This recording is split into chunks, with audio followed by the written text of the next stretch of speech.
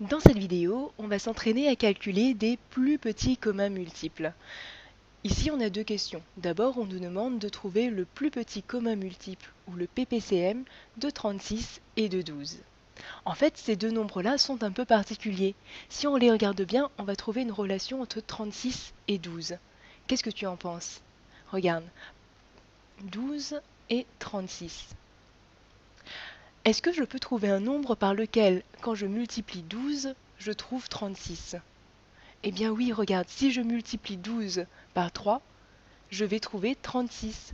Donc 12 en fait est un facteur de 36. Ou alors on peut dire que 36 est un multiple de 12. Et comme 36 est aussi un multiple de lui-même, parce que 36 fois 1, ça fait 36, eh bien on a trouvé le plus petit commun multiple. Le plus petit commun multiple de 36 et de 12, c'est 36. Cette question-là était assez facile finalement. On va enchaîner sur un exemple peut-être un tout petit peu plus compliqué. On cherche le plus petit commun multiple de 18 et de 12.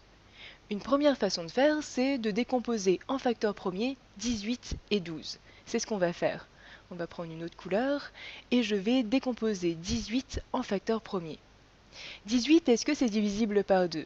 Oui, c'est divisible par 2 et 18 c'est égal à 2 fois 9. 2 est un nombre premier, donc il ne nous reste plus qu'à décomposer 9. Et 9, c'est égal à 3 fois 3. Donc on a la décomposition en facteur premier de 18. 18, c'est égal à 2 fois 3 fois 3. Maintenant, on va décomposer en facteur premier 12.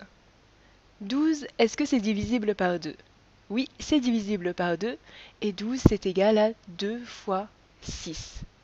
6, est-ce que c'est divisible par 2? Oui, c'est divisible par 2 et c'est égal à 2 fois 3.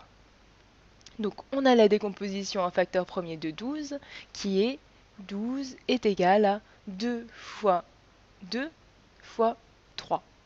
À partir de ces deux décompositions en facteur premier, on va réussir à construire le PPCM. Donc le PPCM de 18 et de 12, ça va être le nombre qui est composé de tous les multiples de 18 et de tous les multiples de 12, et pas plus. Parce qu'en fait, c'est le plus petit des multiples communs. Donc, pour que le PPCM soit divisible par 18, il faut qu'il y ait un 2, un 3 et un deuxième 3. Donc, 2 fois 3 fois encore 3. Maintenant, pour que le PPCM soit divisible par 12, il faut qu'il y ait un 2, un deuxième 2 et un 3. Ici, j'ai un 2 et un 3. Il me faut un deuxième 2. On va l'ajouter ici. Et cette fois-ci, nous avons tous les facteurs qui font que le PPCM est divisible par 18 et aussi divisible par 12. Il ne nous reste plus qu'à calculer cette multiplication-là. Alors, 2 fois 3, ça fait combien? Oui, ça fait 6. 6 fois 3, ça fait combien? Ça fait 18. Fois 2, ça fait combien? C'est bien ça, ça fait 36. On trouve que le PPCM de 18 et de 12 est égal à 36. Il y a une autre façon de faire encore, c'est de dire qu'on va regarder tous les multiples de 18 et tous les multiples de 12, regarder quels sont les multiples que 12 et 18 ont en commun et choisir le plus petit. On va essayer de faire cette technique-là. On va prendre une autre couleur. Alors, on va regarder les multiples de 18. Le premier multiple de 18, c'est lui-même, 18. Ensuite, 18 fois 2, ça fait combien? Oui, ça fait 36. 18 fois 3, ça fait combien? C'est ça, ça fait 54. Maintenant, on va regarder les multiples de 12. 12 fois 1, ça fait 12. 12 fois 2, ça fait combien? Oui, ça fait 24. 12 fois 3, ça fait combien? Ça fait 36. On l'a vu ici, regarde. Et là, on peut s'arrêter. Pourquoi? Parce que ici, on a 36 dans les multiples de 18 et on a aussi 36 dans les multiples de 12. Et c'est le plus petit des multiples communs à 18 et à 12. Donc on a trouvé le PPCM d'une autre façon.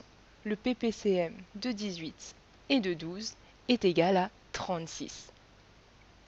Tu pourrais me dire pourquoi s'embêter avec la décomposition en facteurs premiers quand c'est aussi simple de faire la liste des multiples?